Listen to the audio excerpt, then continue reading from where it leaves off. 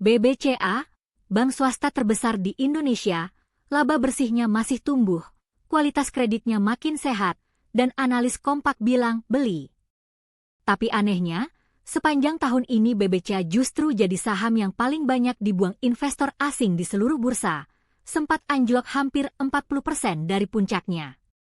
Gimana ceritanya bank paling solid malah paling ditinggal? Kita bedah datanya.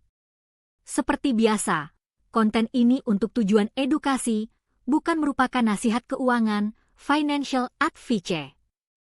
Mari mulai dari angka labanya dulu.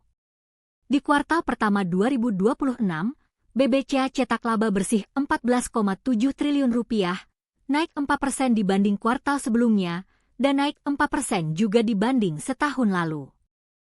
Pencapaian ini udah sesuai ekspektasi analis, sekitar 24% dari total estimasi laba setahun. Pendorong utamanya bukan dari bunga kredit, tapi dari pendapatan non-bunga, kayak biaya dan komisi, yang naik 16%. Sementara pendapatan bunga bersihnya sendiri relatif flat, karena imbal hasil aset sedikit tertekan. Total kreditnya juga tumbuh sehat, hampir 1.000 triliun rupiah, naik 5,6% dalam setahun.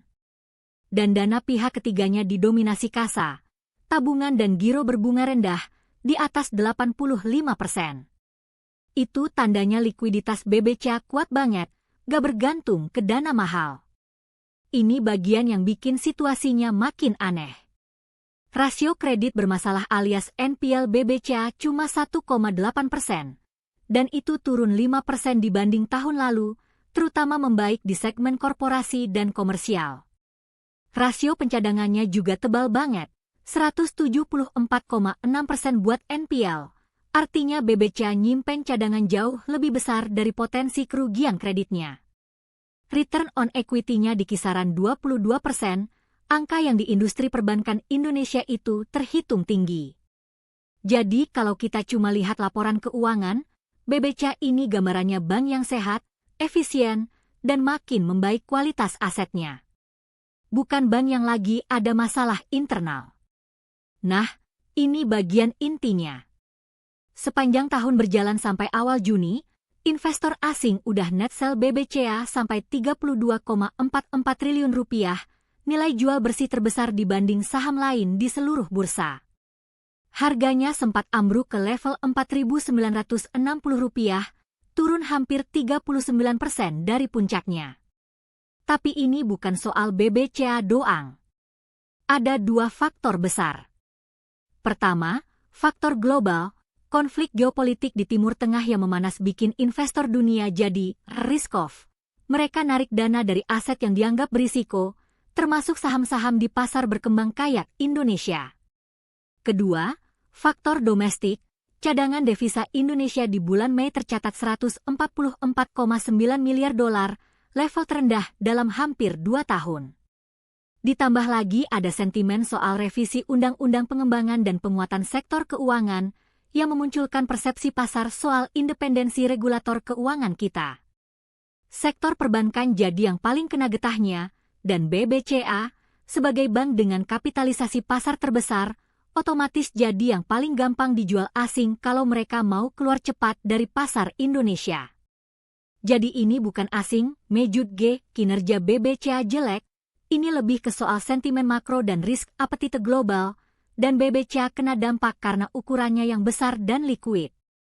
Nah, ini yang bikin analis tetap kompak rekomendasi beli.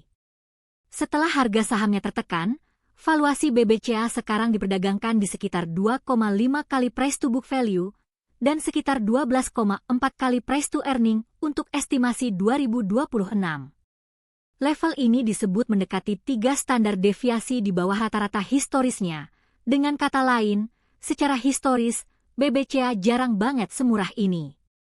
Manajemen sendiri gak mengubah target mereka buat tahun ini, margin bunga bersih ditargetkan tetap di kisaran 5,4–5,6%, biaya kredit bermasalah dijaga di 40–60 basis poin, dan pertumbuhan kredit tetap ditarget 8–10%.